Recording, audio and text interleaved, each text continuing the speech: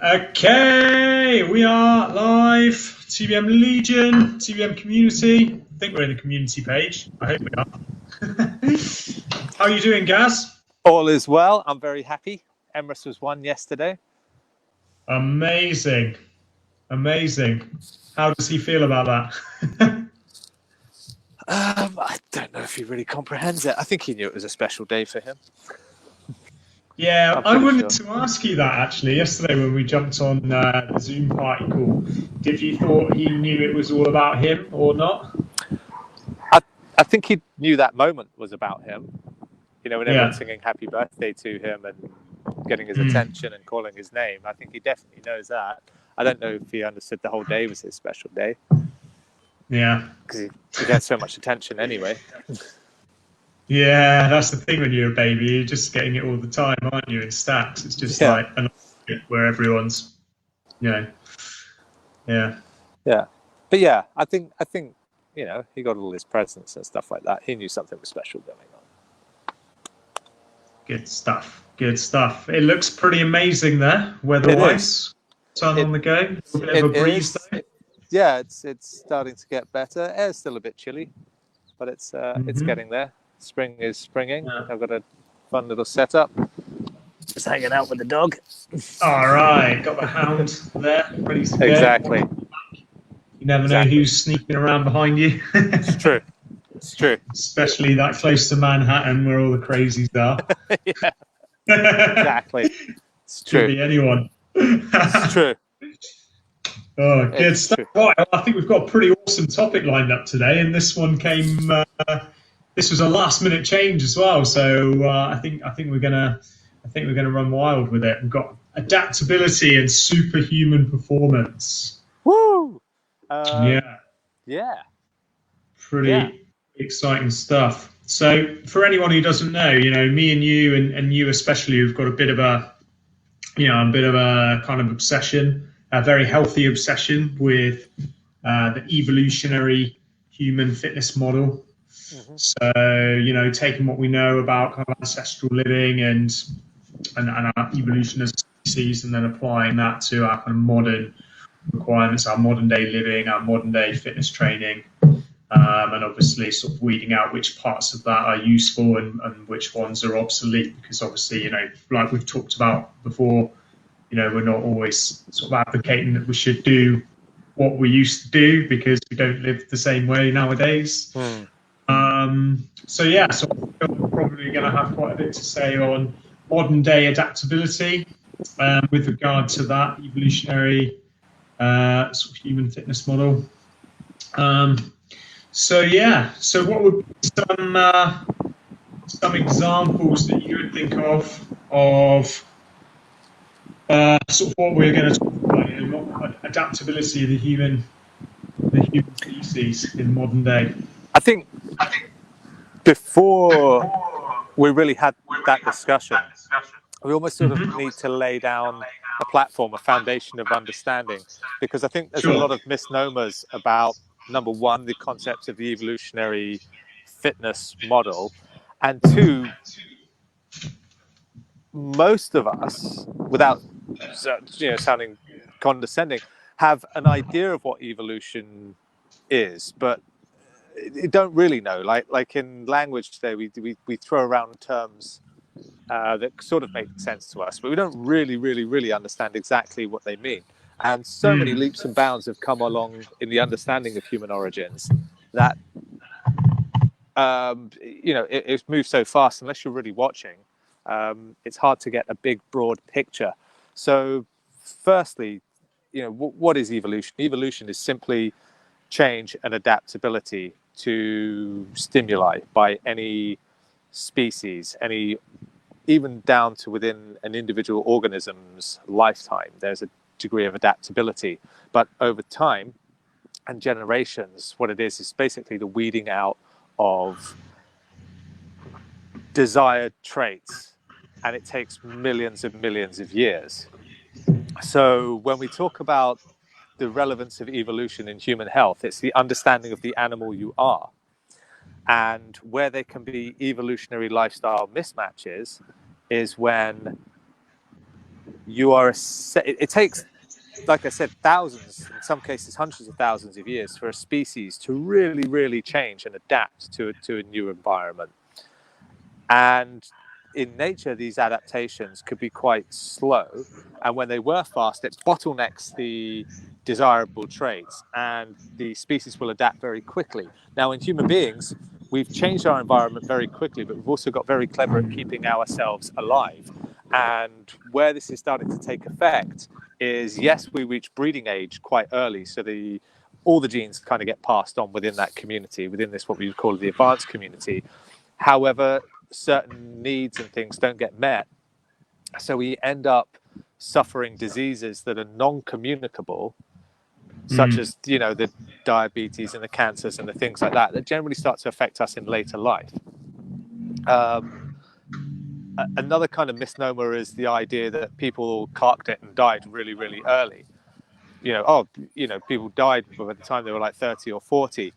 When you take statistical models and mess around with the numbers, you can say that. But actually, it's not like this case where, if somebody in the Paleolithic era lived past the age of 70, there was some kind of freak, like it never happened. It happened very, very regularly. And we'll find that when you account for models from the data from bones and even modern day hunter-gatherers that are living in a very similar fashion to all our ancestors, the average age is something like 76, as long as you make it past 12 years old. So if you make it past 12 years old, you'll live to the average age that people live in the West. So the most common age that people will die at will be that. So it's just messing with numbers, and numbers can trick us with, I think pretty sure everybody understands averages and things like that. So it's like saying if 10 people own,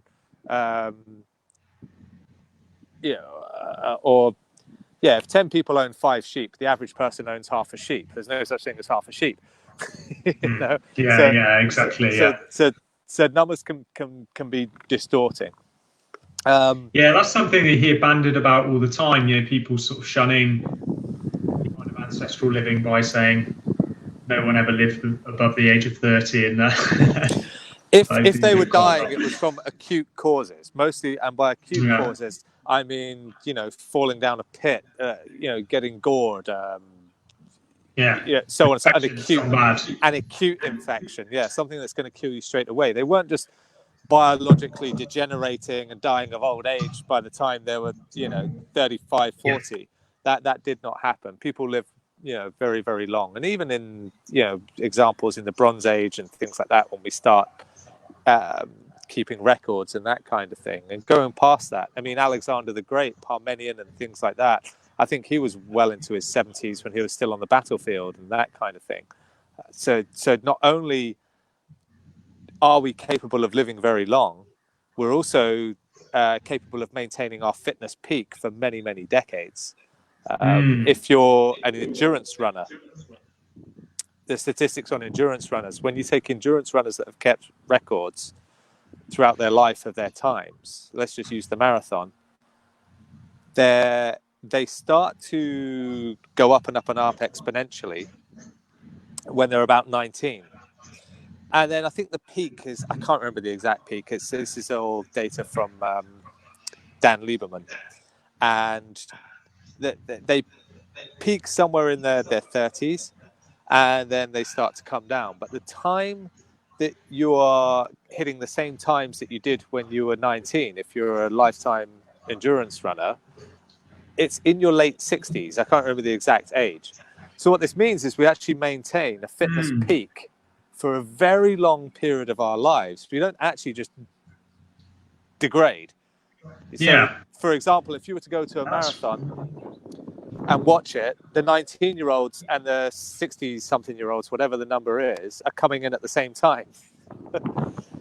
So that's actually really interesting. I've never seen that data, and I had no idea about that.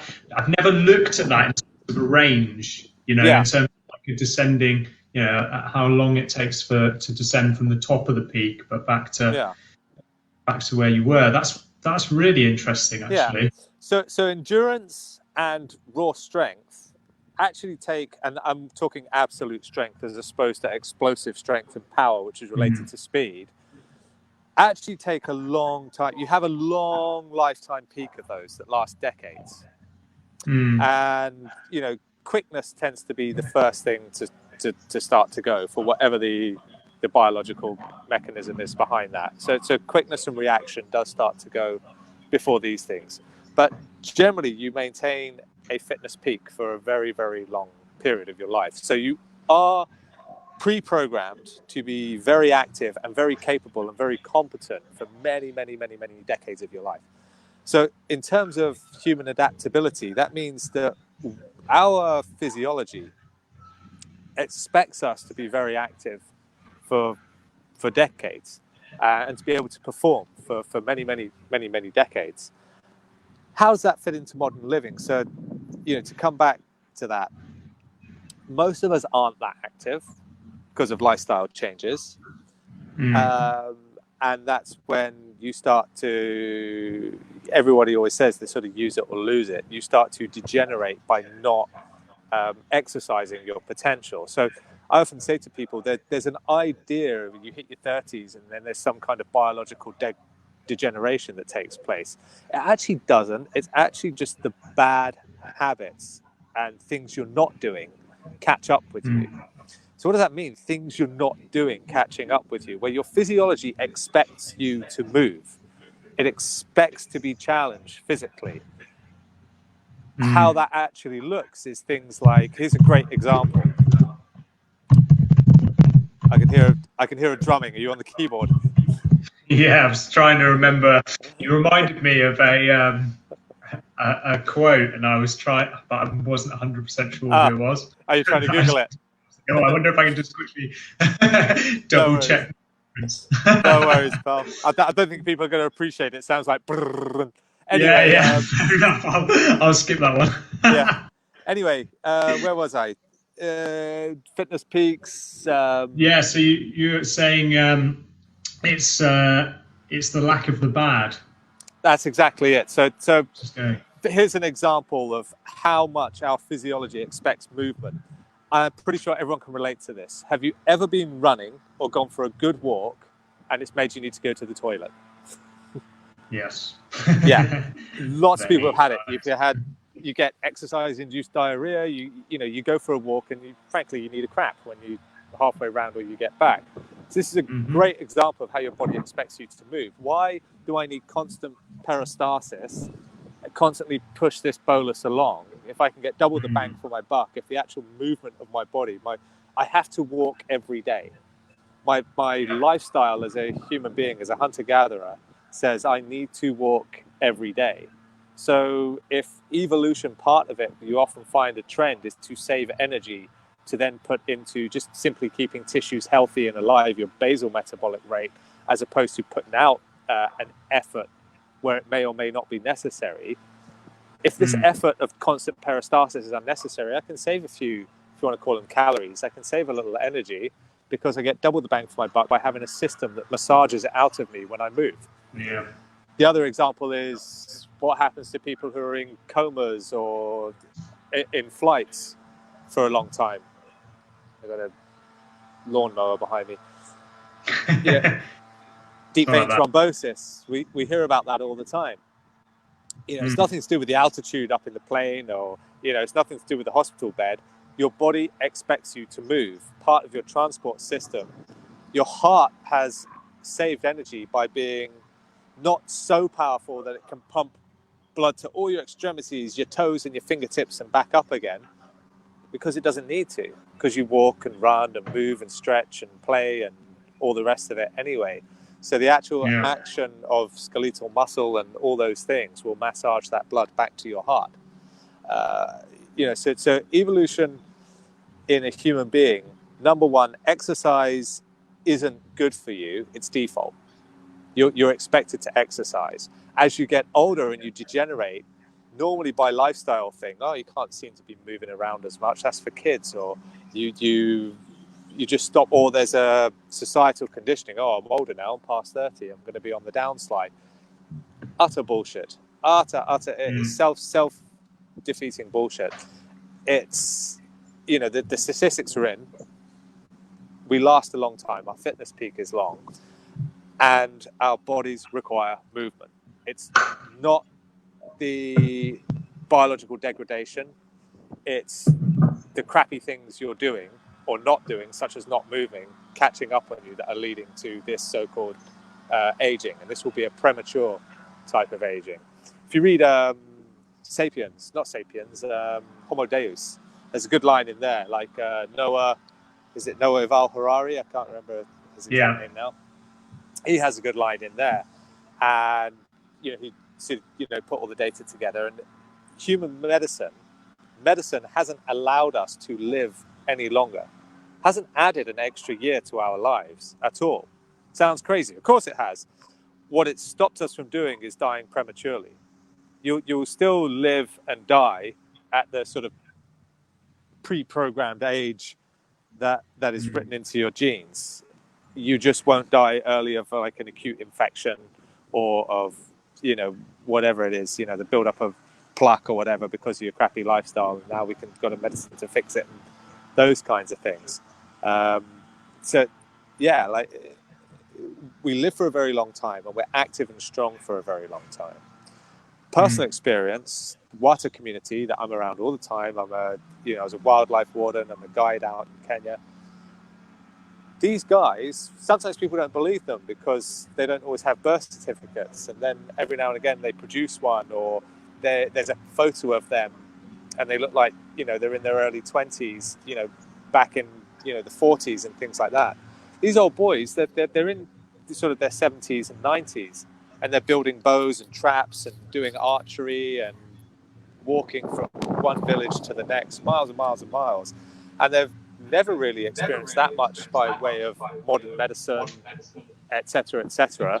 They've just lived really well, eaten wild food, lived a wild lifestyle, moved appropriately, and like I said, they're extremely active, even in their 80s. And on a sort of morbid note, they tend to have very sort of peaceful deaths. They're very active, and then one day they just don't wake up. But they don't have this slow rotting to death that we often see. Yeah. That's it. I mean, they keep their purpose, don't they? They've always got a role in the community. They're not retiring 100%. To like a warden-controlled residence somewhere where they just play the old puzzle and watch. Whatever game shows on in the afternoon. I'm reading a book at the moment called 𝐀𝐜𝐜𝐬𝐡. I don't know if you've heard of it, but it's I've not got very far, but it's talking about, we were chatting a little bit about it earlier actually, it's talking about, the main focus is on the people of Okinawa in Japan, because they've been highlighted as sort of being the longest living population in the world. And it's talking about, the different factors that go into why that's the case. What's different about them, what they're doing, even compared to other regions in Japan, they still live to a much longer, a much higher age. And, obviously it takes into account all the different factors, the diet, the type of exercise they do and all these different things. And they find, their diet is very good. They eat a lot of seafood, they eat a lot of fresh food, they have almost nothing processed. But it's talking about the exercise side of things. They don't do any intense exercise. They don't really do any kind of vigorous movement that would actually cause that metabolic stress, that we deliberately inflict on ourselves when we do heavy weight training. I don't believe that. I think all Okinawans do karate. Well, maybe they Everyone do. knows that. But they just have like this kind of set of rules that sort of keeps them very much inside the brackets of good health, like doing regular low-level activity, walking every day, eating the right sort of foods. They never, it's their cultural practice that they never eat until they're completely full. They have a self-assessed measurement of 80% full. That's the rule. Once you feel like you're 80% satisfied, you don't eat anything else. They eat all their food from these little plates. But really, the thing that it's kind of getting to more than all of that stuff is that none of them, so they don't have a word for retirement that means to retire from work in the same way that it means in English. It doesn't translate into that retirement expression, and they tend to keep at a practice for the entire duration of their lives, right up until the day they die. They tend to be very focused around the things that they really like to do. And this is what they call 𝐀𝐜𝐜𝐸𝐬𝐡, is this kind of epicenter of all these concentric rings that have work, skill, and like contribution or something like that. And right in the middle of all those concentric rings is this 𝐀𝐜𝐜𝐸𝐸. You know, if you can nail all of these, if your work is what you're good at, and what you're good at is what you love, and what you love and what you work at are, you know, the things that contribute back to the rest of society, then you achieve this 𝐀𝐜𝐜𝐸𝐸 in the middle. And this, you know, what the book is at the so far alluding to is that it's this 𝐀𝐜𝐸𝐸, this sense of purpose, and it's always kind of sticking with a task right up until the day that you go, that keeps them going for longer. Yeah, I think by way of either fluke or design, the Okinawans really have hit it on the head. And what they have is access to modern medicine, and yet a traditional way of life, a traditional practice. And we see it. It is they're the longest living people on the planet, potentially some of the happiest. What is great about the human being is adaptability. We can absolutely adapt to so many environments, so many situations. Physically, we're so utterly adaptable. In terms of physical exercise and things like that, there are general parameters, but I don't think there is any one holy grail in terms of a formula.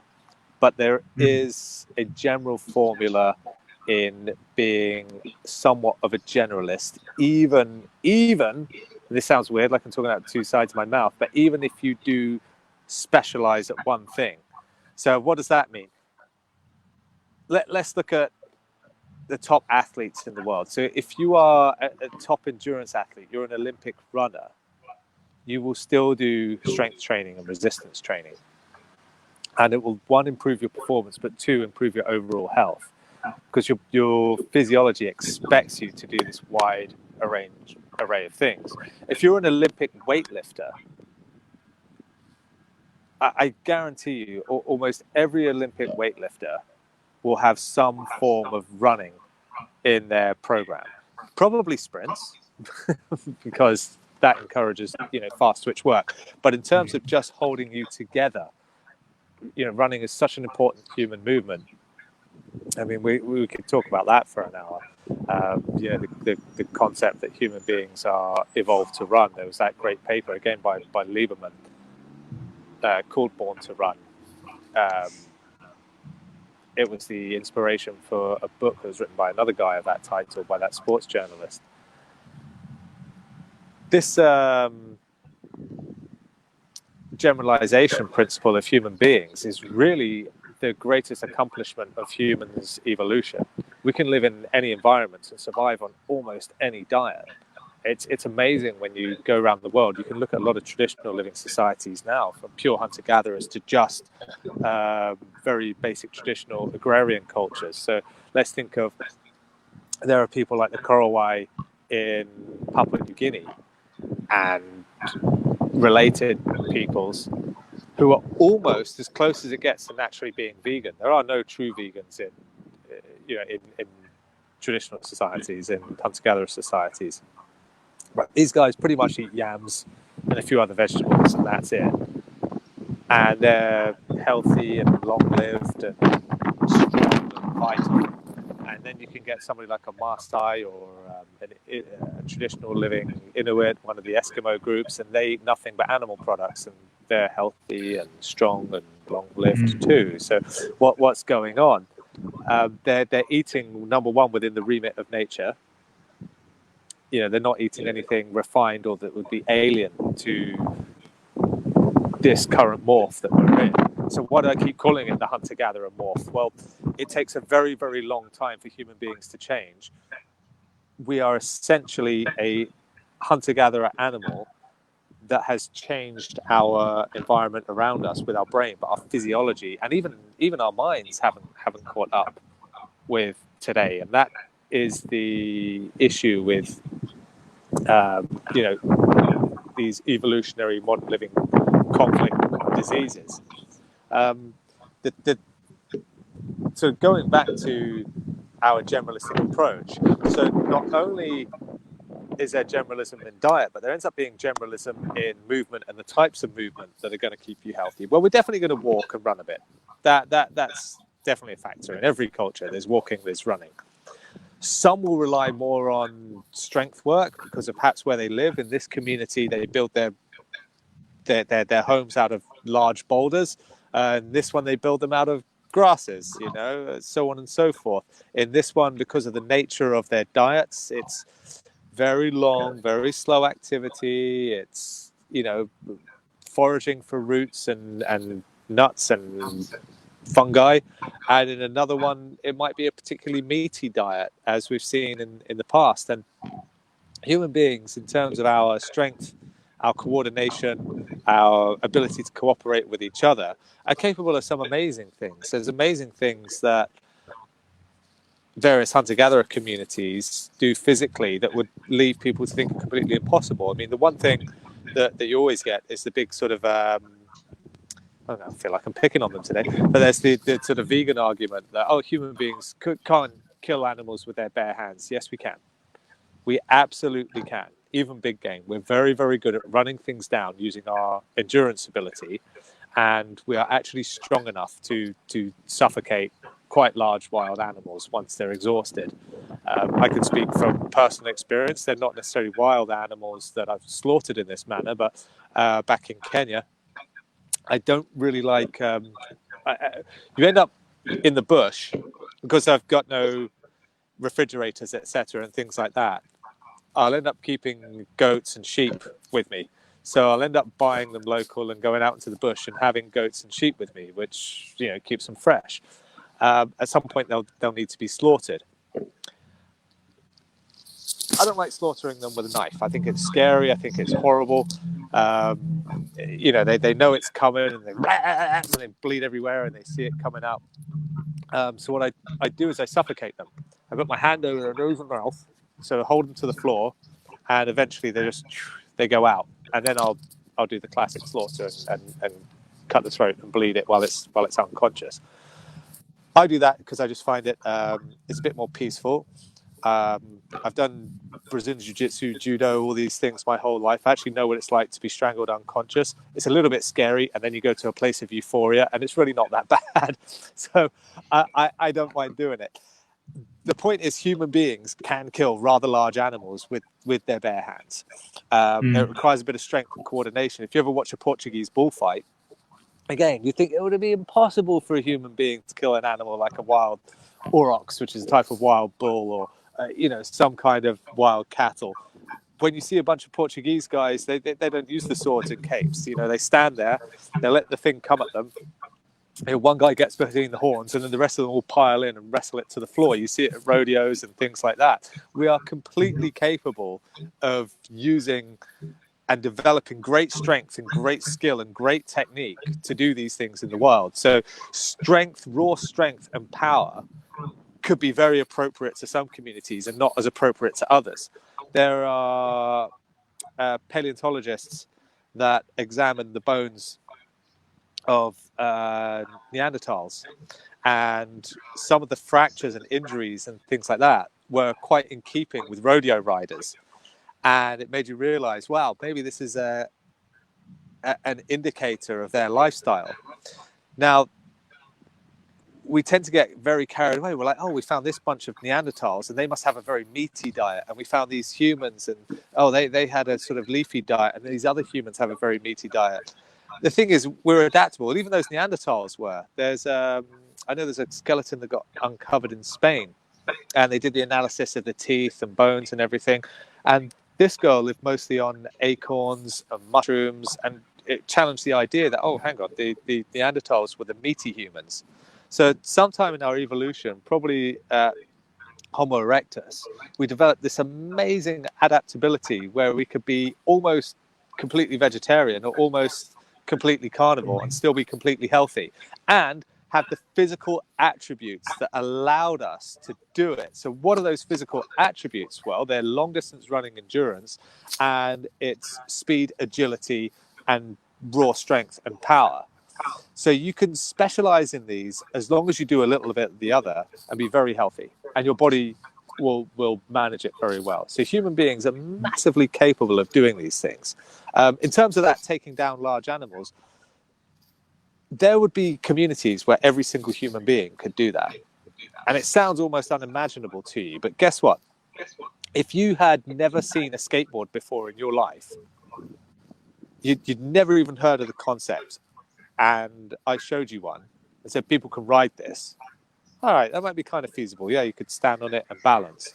If I told you people can go up and down this thing called a half pipe, do somersaults, land on the wheels, hold the thing in their hands in midair, put it back under their feet before they land, it would sound impossible. It would sound absolutely impossible. But, in every large town across Europe and the United States, there's at least one kid that can do this. So it's not even uncommon, the ability to really specialize and train yourself. If we lived in a community where everybody skateboarded, all right, not everybody would perhaps be doing somersaults. It takes a bit of special attention, but everybody would be able to jump a curb and do all these things that would seem impossible, at first glance. And it's exactly the same, in our hunter-gatherer communities. Some just specialized in doing things that were absolutely amazing. And the evidence is all around us. I mean, the Spanish, is it recorte they call it? The bullfighting competition, the non-violent one, where they let the bulls run at them and they just somersault over the bulls and they do these flips and things like that. Human beings are amazing. You can absolutely specialize in anything you want. Extremely adaptable, extremely good for you. The evidence seems to show, in terms of longevity and wellness, that a generalistic approach is best. What that exactly means in terms of generalism, we're still to work out. But you definitely want to do a little bit of this, a little bit of that, everything. And you can do massive amounts of one thing and not really impact your health. If anything, you're probably going to improve it, because it's getting harder and harder and harder to find excuses to be physical in our day-to-day lives. Yeah, that's awesome. I think it's a really interesting point you say about, these kind of superhuman feats. They're not, or seemingly superhuman feats, they're actually that uncommon. As a percentage, they're small, but as you say, every big town's got a kid who can skateboard like Tony Hawk. So every big town's got gymnastic clubs with kids who will make it to the national level, who can do ridiculous. Exactly. We've got a really good couple of comments, actually. I just want to go over. So someone's just commented, we're fed from birth about aging and not being able to do stuff after attaining a certain age, not just physically but mentally too. Society needs to change with this attitude. I think that's a really interesting point. It goes very much back into perspective. Mindset's just a matter of perspective. We've talked a lot about that in the past, and maybe we can go into that in a bit more detail. But someone's actually put a specific question here, which I think is quite interesting as well, which is, why do you think it is that elite athletes in sports such as football and MMA, who continue into their late 30s or early 40s, are seen as the current exemption rather than the norm? I think it's cultural. I think there is some evidence to show that athletes that start a little later have longer careers. And what this suggests is not especially in combat sports, and it's not necessarily the biological degradation. To use combat sports, the first example, it's the amount of beats you're accumulating over years. So combat sports is a strange sport in that the movement you do could be natural and good for you, but you've got to remember that you're getting the crap kicked out of you, and the whole point of combat sports is to do unnaturally damaging things to the other guy. The grappling sports are the easiest analogy for that, because you're bending people's stuff in the wrong direction. So of course that's going to knacker your joints. But the actual movements generally that you do, you want them to be as fluid and as in keeping with the purpose of human physiology as much as possible. Where sport, this is, you know, the caveat to what I am saying, where sport is an absolute specialization over a generalization, there may be definite sort of overuse and wear and tear, not allowing the body to recover between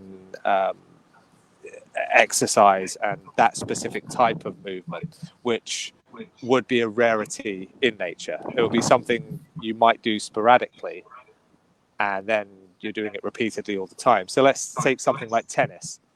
You know, for tennis players constantly hit the ball whilst gripping something, you're talking about a scenario that might be quite rare in nature. You know, those kind of actions. If I was holding something, let's just say it's a club and you're trying to club someone or something to death, that type of action, though it's perfectly natural and probably healthy to do it every now and again for your elbow or your shoulder, you know, or even you're chasing things or throwing spears, or you're practicing a bit as a kid until you get good at it. But to do it at the volume that a professional tennis player does it, you know, you're probably not getting the appropriate amount of recovery in between. I think there's probably a number of factors involved in that as well. You know, obviously like MMA and fighting, you know, combat-based sports, like you say, you know, there's obviously a certain amount of resilience you probably only even want to tolerate before you start to think, I think I'll, you know, take a bit easier with this. But you know, also the lifestyle in general of a professional athlete. I mean, firstly, we're talking about really guys that are still playing, you know, in their, let's use like their 40s as an example. You know, that would be pretty late in football. And, you know, what's probably happening there more than anything is that they've reached their peak during their 30s, regardless of how early or late they started.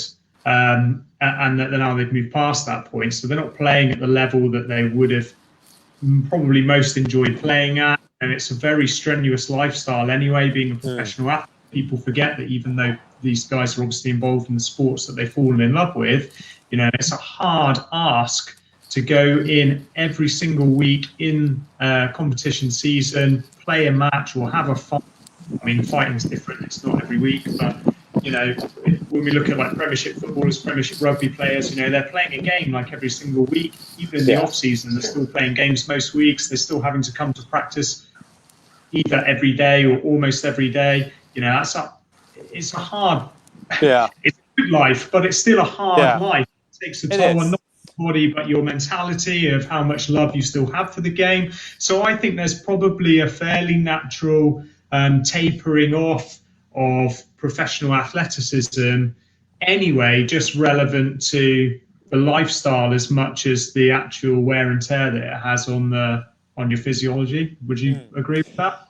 I think so. I can't speak for football because I don't have enough personal experience in it, but I can definitely talk for MMA. I mean, when I lived in the gym at London Shoe, the last lesson that I really learned and really started to be able to do well in sparring was essentially conserve energy and control the fight from a sense of game. So even if I wasn't sharp, I'd seen so many different body types. I sparred thousands of full contact rounds when I was there, probably way more than anybody would recommend. And by the end of it, this is sort of tying this into the older athlete, game comes into it as well. So if you're in a fight, if you're in an MMA fight, and I think the same thing goes for war as well, there's an expression, if you're on the day performing 40% as well as you can do in the gym, you're doing very, very well. Because in combat sports, you've got to keep everything a little bit down. You know, it's not like one of these games where, on the day I'm so hyped up, it means I can jump further, I can reach faster, I can do all this stuff.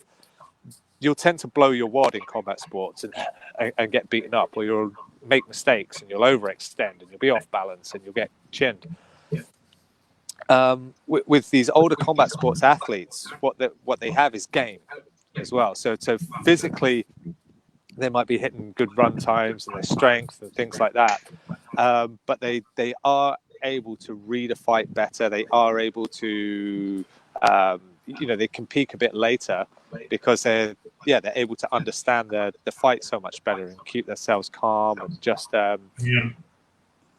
learn to spoil things and not go into areas where they're not as strong. So you don't have to be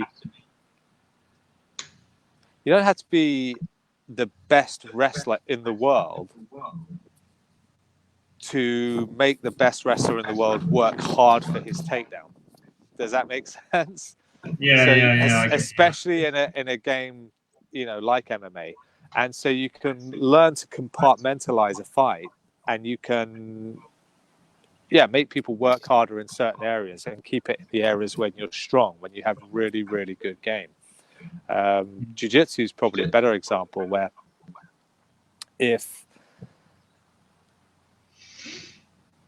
an amazing jiu-jitsu player can't take down an average jiu-jitsu player, then they're in for a really hard ride if they don't have great striking ability. They're in for a really, really, really horrible day, even though they might be much, much, much, much better than the other guy on the ground. They're in real trouble.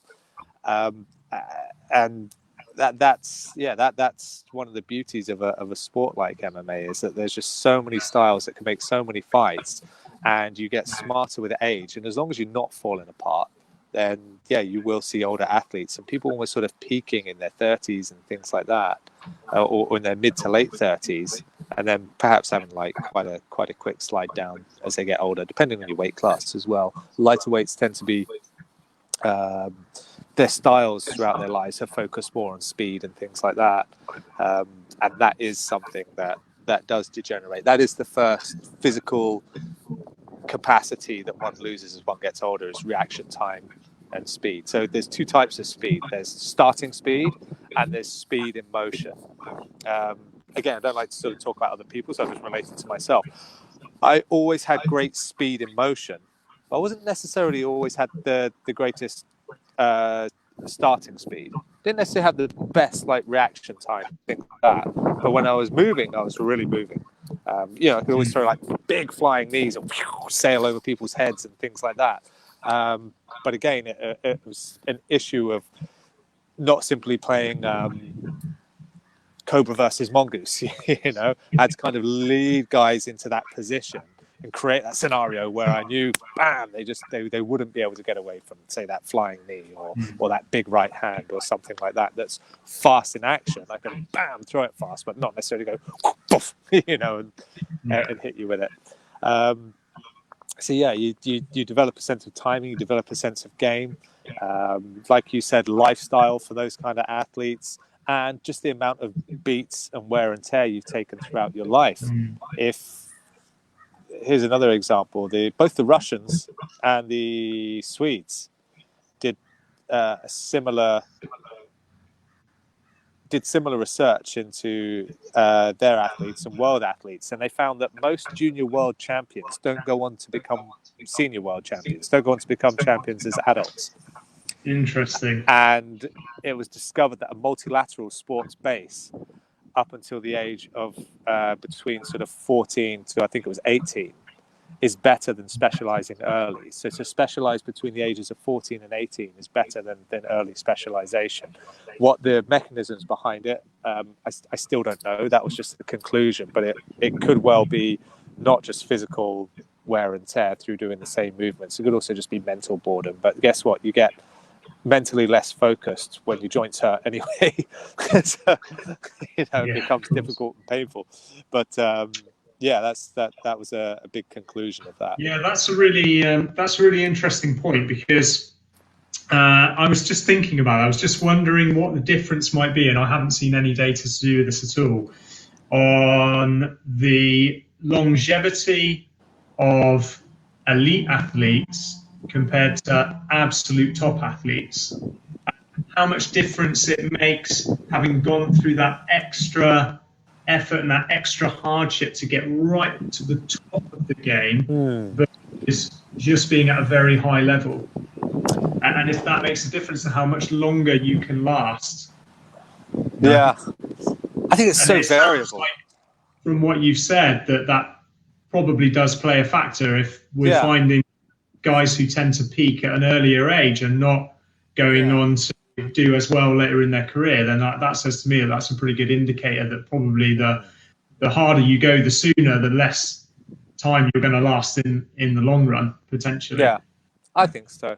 I think there's a lot of these lamps that burn brightest tend to burn shortest. These things do happen. I mean, here's an example. As somebody who's probably my absolute favorite fighter of all time was Anderson Silva. And Anderson Silva at his peak, I don't think, in terms of being an all-round MMA fighter, I don't think there's been anybody as good as him. Now, has he had the longest peak of everybody? Probably not. His style was very speed-based. And when you're completely speed-based, it being the first thing to go, you've probably got to have some other physical attribute to lean back on. So now he's got to have to fall back on how smart he is as a fighter. You saw like a couple of his knockouts and things like that, and then him breaking his leg. I mean, something was going on with that where he was either under-rested or, something was happening with his physiology that caused it to come down. What was the original question? Talking about whether it makes much difference, what level you can beat, how long you'll last in the game. Yeah. Ultimately. I would think, I would really hypothesize that there's an impact on health on the grounds that you're now sport doesn't necessarily equate to natural movement, though obviously exercise, movement, everything is good for you. But when you are so focused on just one type of action, you're falling short of that generalist approach, like I used with the tennis player. So you are probably knackering things out much quicker in a very focused area than you would if you were just this kind of generalist who. Let's give you an example. A man starts his day, and day one he's walking through the forest. He climbs trees. He collects fruit. Has a full tummy, and that's it by the end of it. He carries on his journey. The next day, he comes to a river. He swims it. He gets out the river. He, dries off, sees a gazelle in the distance. He says, I've got to run that one down. Does some endurance, So he basically did, pull-ups on day one. He did swimming and long-distance running on the triathlon on day two, or a biathlon, a duathlon, whatever they call them, on the second day. On the third day, he rests because he's got plenty of gazelle all left over. And then, on the fourth day, he throws sticks at flocks of birds, and sort of does shot put and javelin and discus. so like there's this kind of chaotic generalistic approach that will keep you very, very healthy. And then what we do in sports is we have a very sort of programmed approach where we do the same thing all the time. And it starts it's not necessarily natural movement. They're constrained and confined movements for something that we have created.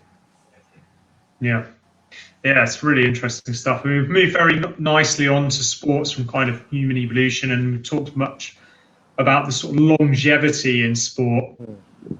And you could argue that one of our kind of greatest traits, we have argued that one of our greatest traits is obviously this adaptability over the long term. And we've started to talk about how much or how impressive, how great that adaptability can be in the short term. We talked about the odd individuals that manage to get to the top of their sports, people that manage to learn these kind of weird tricks, backflipping on skateboards and all this kind of stuff. I've always been a bit of a generalist. I've never really devoted myself to any one sport for a prolonged enough period of time to absolutely master it, because I just like so many things. I'm always distracted by the time I'm getting good at one thing. I'm on to the next. I went from training in strength sports to then trying to join the Marines. running for my unit when I was in the Marines, and then doing Ultra Fit, which is our version of CrossFit, while I was there, and coming out of that and starting to train for physique, doing a physique show, and then training for an Ironman. So I'm like, yeah, I'm always moving on to the next thing. But I feel like every person has the potential to absolutely master a discipline. I think that a lot of people write themselves off as just not being capable of getting to a certain level, of being able to produce the same level of skills that we see athletes and just craftsmen getting to, once they get to the top of their game. What's your feelings about that? Would you agree? Do you think that everybody has the capacity to be an absolute master of just about any discipline, or do you think that there's much more kind of predisposition in accordance with your genes or some other factor? You're always going to have a genetic disposition which will perhaps give you an edge when you get really competitive, even if it's like the 2% over the best guys, or the 2% over the top 20%, that kind of thing. There'll be guys that will just have that genetic edge that helps them. It's not undefeatable, but there will be people that you are more suited perhaps to some things than others. But when you think about how focused you can be on something and how excellent you can get at it, I mean, picture things you have to do every day. I mean, if you were as good at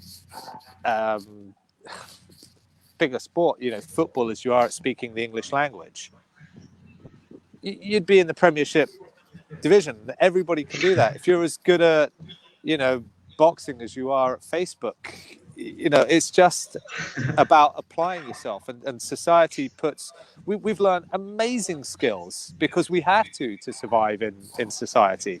We've learned to do amazing things, drive cars and all this kind of stuff. It's complicated, and you only get better and better and better at it the more you do, and the more you do it's because you have to. So now you're in a self-discipline situation where you're making your sport your habit, or your hobby your habit.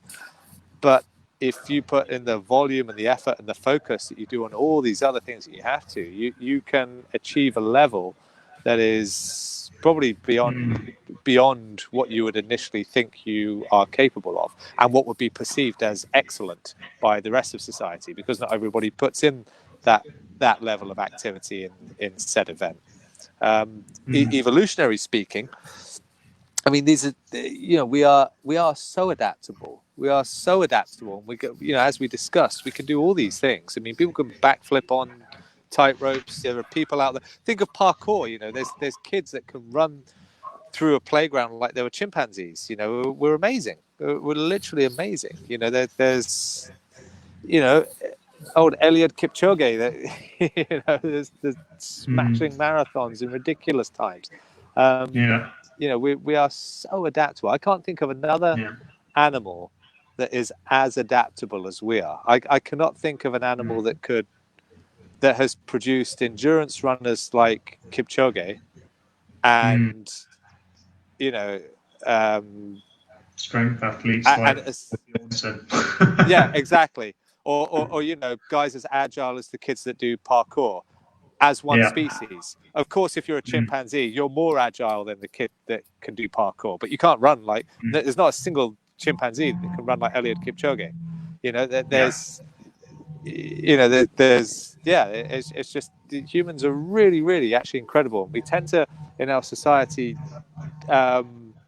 think of us as not being particularly brawny where we are. We think of us as just being smart, but we actually have an amazing adaptability to do some amazing things that many animals can't do. I mean, I remember first sort of having one of these thoughts when I was out walking. I was out on the Wildlife Conservancy back in Kenya, and I was patrolling the place, and I was coming up this hill, and I saw there was two large buffalo as I sort of came over this peak.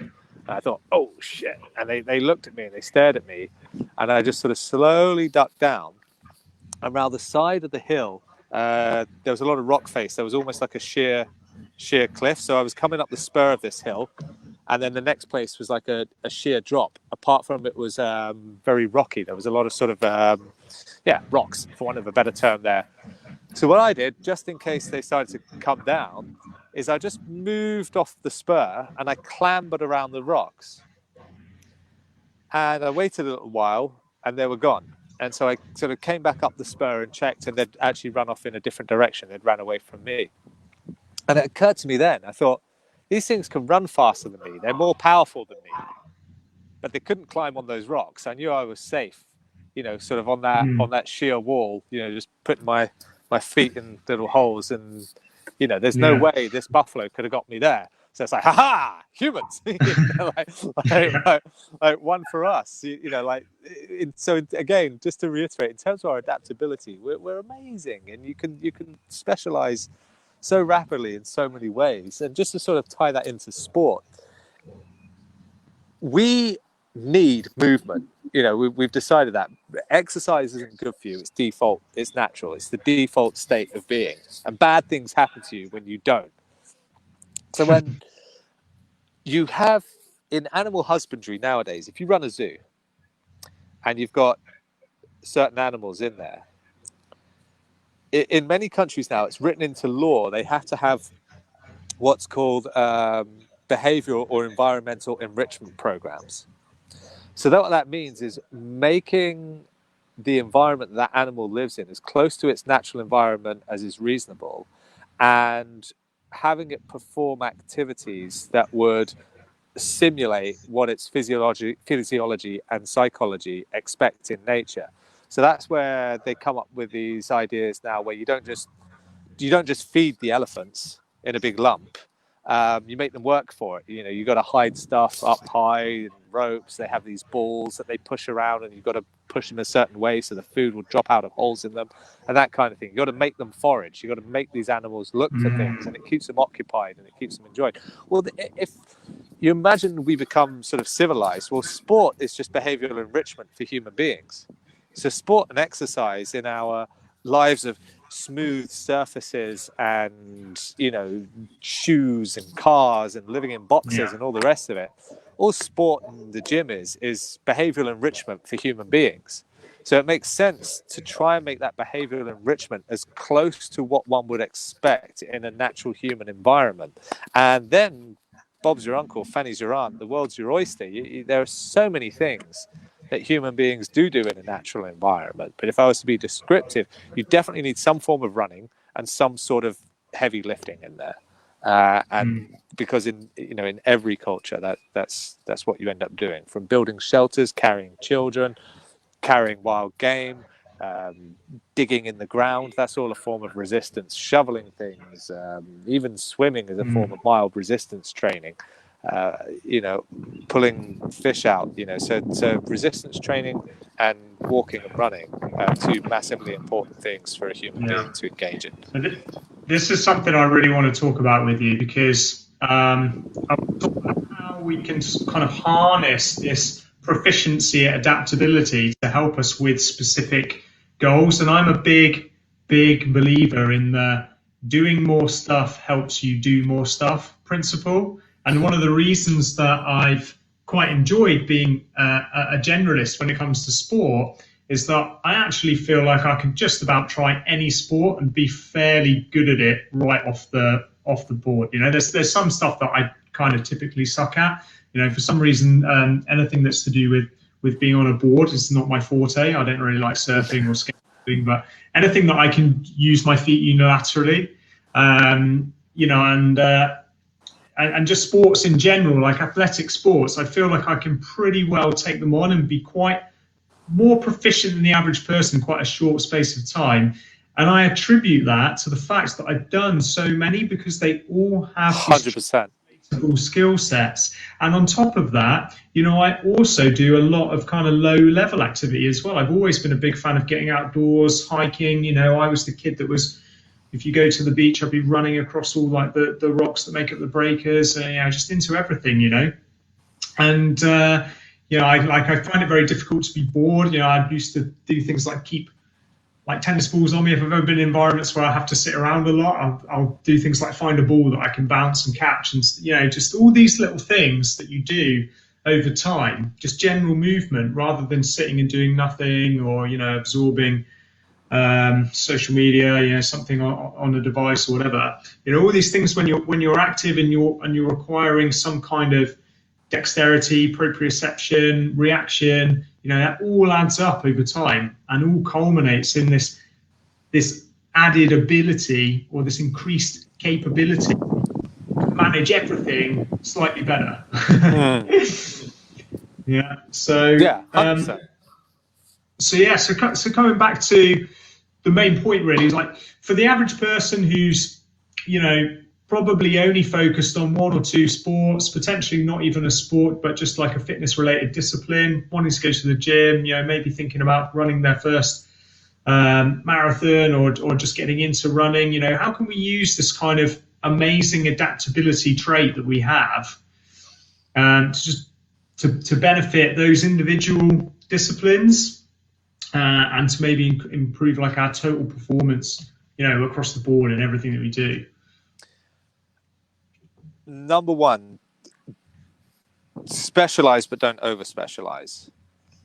So again, if you're running all the time, you got to include some endurance, some resistance training in there.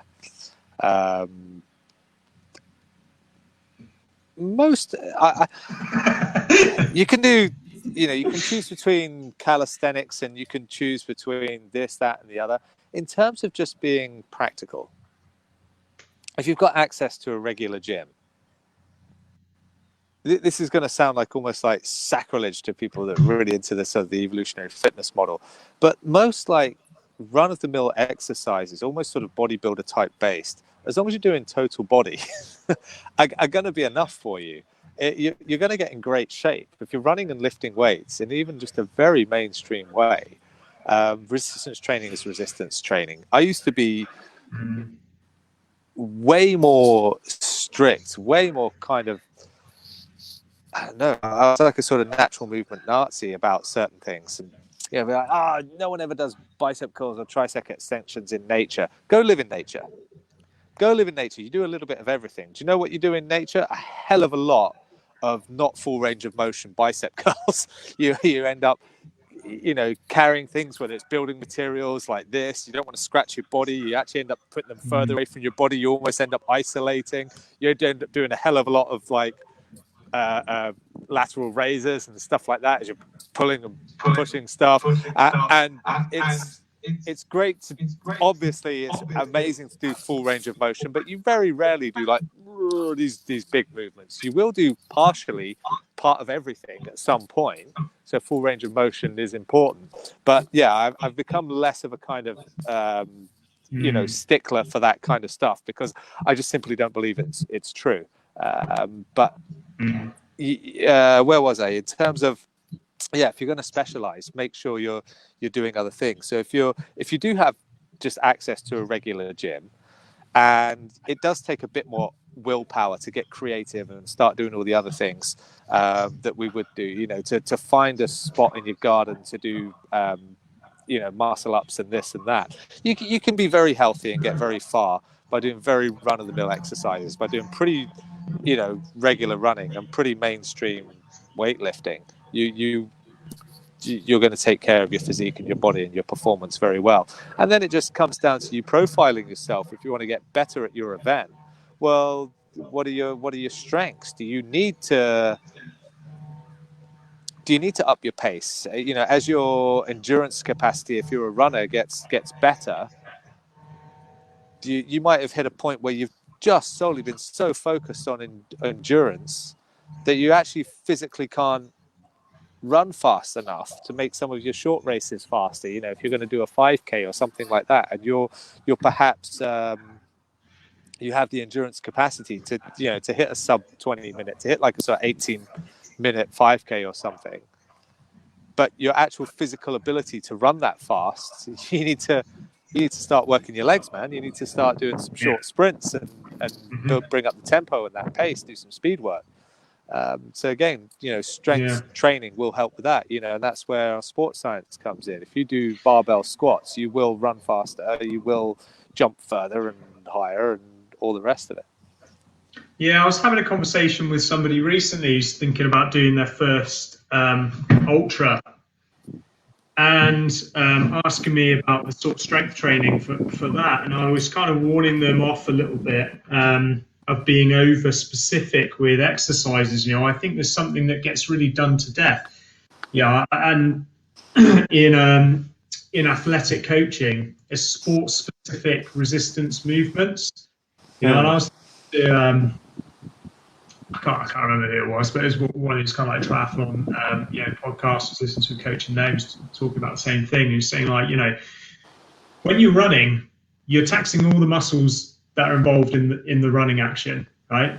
So there's no need, if that's the bulk of the training that you're doing already, well, not no need, but there's certainly not any requirement to make the bulk of your resistance training all about working the muscles that are involved in the action of running, because the point is that you're supplementing that training. You've got that largely covered by the fact that you're doing so much volume of running already. If you're now adding your strength training into the mix as well, it still makes sense. Yes.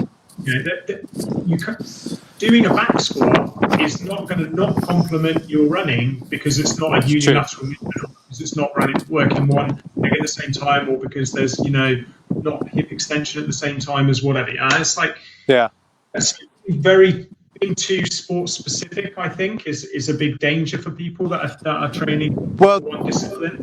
There is evidence, and I was reading this years ago when I was shortly after I did my degree. I was at London Shoot, and basically you can develop bigger, stronger muscles, and most of what the provides power and strength in a sport-specific movement is the motor pattern, is the coordination, it's how you coordinate it.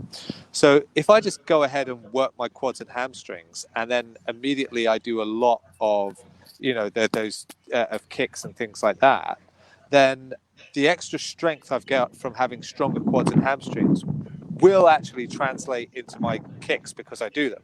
I've got a quad that can just fire. There's two types of muscular coordination. There's inter and intra. So intramuscular coordination, you've got to remember every single muscle fiber, if it's firing bam at the same time, that's explosion. And what happens when we train a muscle, initially, some of those fibers are firing asynchronously. Sorry, my fingers are muscle fibers now. So let's keep it really basic. Let's keep it a quad, So the fibers of my quad need to contract. Now, if they're doing it like this, my leg doesn't extend. My quad doesn't fire with full force at any one time because it's a bit slow to the game. Whereas if I can get all my muscle fibers to fire, bam, at once, synchronously, I have a very efficient quadricep. Now, if I have a very efficient kick, it's because my whole complex pattern of movement from the various muscles on my left leg, say I'm kicking with my right, are supporting and pivoting and turning, are firing in an appropriate sequence, not just within one muscle, but across groups of muscle. Like, oh, now the quad's tensing up, and now my glute's gonna fire, and so on and so forth. And then I'm gonna extend with the leg. I'm gonna release from the hamstring, and my hip flexors are gonna fire at exactly the right time, so it whips out like cracking a whip. Then I'm gonna have a very strong kick. Now, the stronger any one of those muscles are, the more force they're able to exert for their portion of it.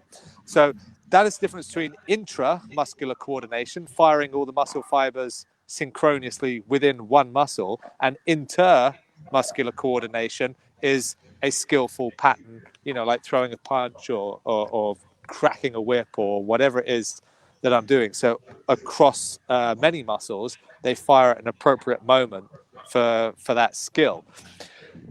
If you train the strength of the individual muscle, its contribution will be more throughout that pattern. If you train all of them to get stronger intramuscularly, their contribution to that movement will be greater. So what I'm saying is, if I wanted to do lots of barbell squats and I'm still running, then my glutes, my hamstrings, my quads are stronger. I will run further. I will run faster. I'll have the ability to fire those muscles individually and contribute more to that movement that I'm already very skillful at. Yeah, absolutely agree. Yeah, and something I want to add to what you said earlier as well about kind of, you know, people writing off isolation movements, I think, like, you know, bicep curls and tricep extensions and stuff as being like movements that just don't translate into anything usable in the real world.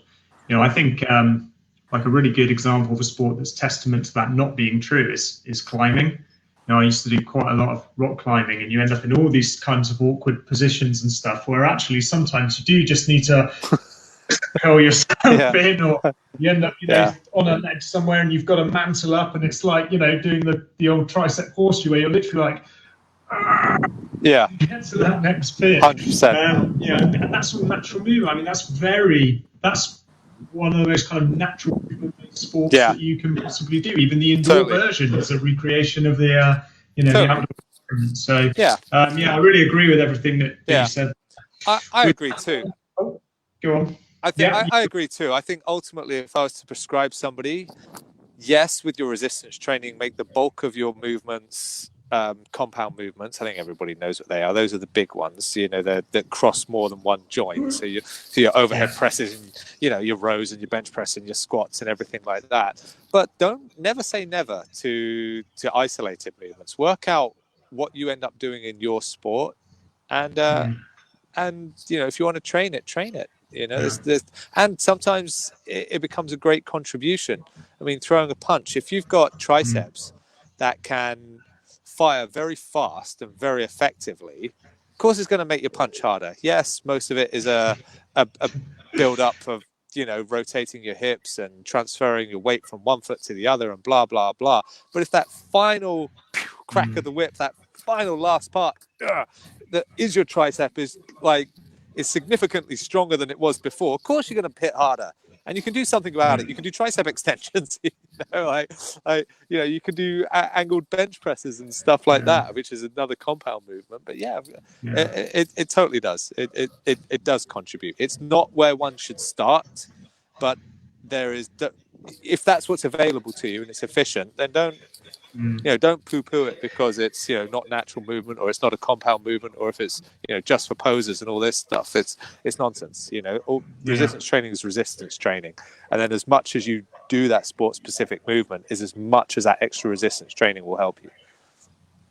Yeah, and I think something to bear in mind as well is you like one discipline or maybe a couple of disciplines that are quite closely aligned, that by default, you know, you're doing an unnatural amount of a certain set of movements chronically, which in itself is you know, like a precursor to potential kind of malalignment issues later in life, and, you know, various different things. So, you know, even then, let's say you're a runner, using running as the example, you know, and you're only ever doing strength conditioning exercises that you believe are going to help facilitate the action of running.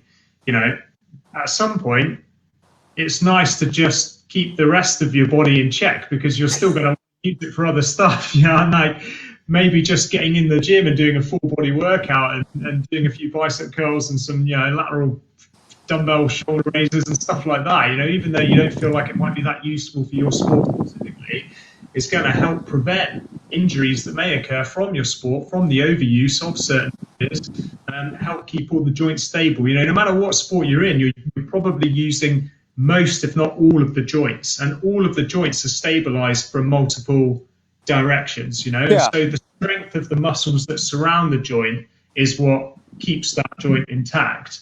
You know, so if you're excluding them, again, it sort of comes back to what we were talking about earlier, and that quote that, by the way, was from Ennius, which is "the good is mostly in the absence of the bad." That was the quote I was trying to remember. So again, it's kind of like, you know, disregarding certain areas, certain muscle groups and things is actually, you know, that's the bad. You got to make sure you're taking care of everything in order to in order to just keep your sort of base level kind of functionality, really, and like I say, prevent those injuries that could come from overuse of certain areas and stuff. Yeah, totally. And you know what? In terms of sort of credibility, I've worked with other people who, specialize in natural movement and evolutionary fitness models and stuff like that. And I'll always be open-minded. I remember hanging out with one guy. We were using sandbags. We were doing tricep extensions because we just felt like having a resistance training workout. One of the other trainers was like, "That's such an unnatural movement. You'll never do that in nature." And I was like, "Yeah, maybe not at the time." And, didn't really think much of it. Oh, well, basically, I accepted. Yeah, it's an unnatural movement, but I'm just hanging out with my mate and it's fun. But triceps. From the horse's mouth, and I know it can sound like I'm the big I am, but I've spent a lot of time hanging out with hunter-gatherers, and I've ended up being in a position where I'm passing planks and things like that, and pieces of wood up to people who are up in trees and on top of huts. I've literally exactly been doing tricep extensions, and so have they. So this concept, people can get carried away with their own narrative and their own bullshit. But yeah, you do everything in nature, including isometric, isolating movements. You really do everything. Yeah, I mean, my comment on that would be if you can move in that plane of movement, then it's probably useful for something. Yeah, it is. Why can you, after all this millions of years, like why would you be able to perform this kind of mechanics? It's got totally, and use nature and common sense as your filter. I mean, if you're like a bedtime gunner, which is the guy that stands at the foot of the bed just doing bicep curls every single night, you're never going to do bicep curls to that volume at the extent of other things. So yes, it is a natural movement, but it's not natural at the volume at which you're doing it at the expense of everything else. So again, what I'm saying here is don't totally disregard these movements. Of course you're going to do compound movements. Of course you're going to do the bigger range of movements, way more than the isolating things. But you end up doing these isolated movements a lot more than some people in this line of health and fitness will have you believe. That's my final takeaway. So don't totally disregard and say, "I'm never doing any isolating movements," because we do, and it's fine. Yeah, absolutely. Yeah. Next time I'm doing my reverse forearm curls. I'm going to do that in the back of my mind. So there's one point that I want to kind of finish on. The final question, really. I mentioned in the description, talking about superhuman achievements, superhuman physical feats. And we think of these people quite often, as I mentioned earlier, as being sort of genetic anomalies. Able to perform these amazing things. Like guys like 𝐀𝐜𝐜𝐬𝐡, who we mentioned already, being able to break the sub 2-hour marathon. Although I'm pretty sure we're going to see a run of kind of the post Roger Bannister record-breaking thing. I think that within the next year or so, quite a few people that are going to go and smash that record now. But we'll see. That's my premonition. But what I really want to ask is, do you think that anybody has the capacity to perform this like a superhuman type feat, physical prowess, or do you think it's reserved to the few people that we see doing them? Do you think that they're putting in the time, or do you think I think it's very easy to put a time in places where you have a talent. Most people that stick to things because they enjoy them. Half the reason they end up enjoying them is because they are talented at it. So, there's a feedback loop there. I do think everybody is capable of something that they would consider superhuman. It may not be the thing you want to do, because your physiology and your mind might differ slightly in what you're attracted to. But you definitely can. And then it's a question of dedication. So, when those three factors are all there together, dedication, and talent and enjoyment, then talent and dedication and enjoyment normally go together. Then yes, I think every single person is capable of something that they would consider, or most of modern society would consider, a superhuman feat of physicality. Whether it's, balancing, 100 plates on your head, or, running a sub 2 hour marathon. Everybody can do it, or balancing 100 plates on your head while climbing a ladder or something like that. Everybody is capable of something where the average person would go, wow. You definitely have it in you. Yeah, I absolutely agree with you. I think it all comes down more largely than anything else to finding your purpose, finding that thing that just drives you beyond everything else, finding that thing that you can healthily obsess over, that keeps you up at night thinking about, wondering how far you could get with that, looking forward to the next time that you can do it and you can advance further. And I think anybody that can find that, no matter what your genetic predisposition is, 100%. And it may not necessarily, again, be things when you say superhuman.